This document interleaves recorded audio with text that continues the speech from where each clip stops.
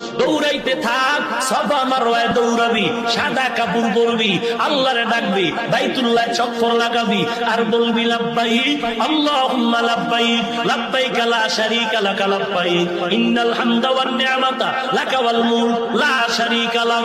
ও মালিক, তোমার গোলাম তোমার দরজায় হাজির। দেখো সাদা কাপড় পরে ফেলছি, কবরের সূরা দইরা ফেলাইছি, দুনিয়ার কোনো চিন্তা নাই, দুনিয়ার কোন পোশাক আমার গায়ে নাই, দুনিয়ার একটা কালো সুতা আমার মাজায় নাই।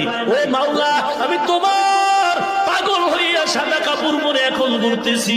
আল্লাহ ডাক দিয়া কয়, একবার তুই সরবায় দৌড়া, আর একবার মারওয়ায় দৌড়াবি, আবার আমার অর্ডারে বান্দা মিনা মুজদালিফায় যাবি, আরাফার ময়দানে যাবি। তুই যদি যুক্তি দিয়া কও কাবার ঘরে নামাজ পড়লে 1 রাকাতে 1 লক্ষ, কিন্তু মিনায় গেলে মিনায় ময়দানে নামাজ পড়লে 1 রাকাতে 2 রাকাতের সওয়াব নাই, আরাফার ময়দানে 1 রাকাত নামাজ পড়লে 2 রাকাত নামাজের সওয়াব নাই, তাহলে ওখানে বইরা লাভ কি? আমি মক্কায় বয়া বয়া আল্লাহর সাথে লাইন লাগাই। আল্লাহ বলে চলো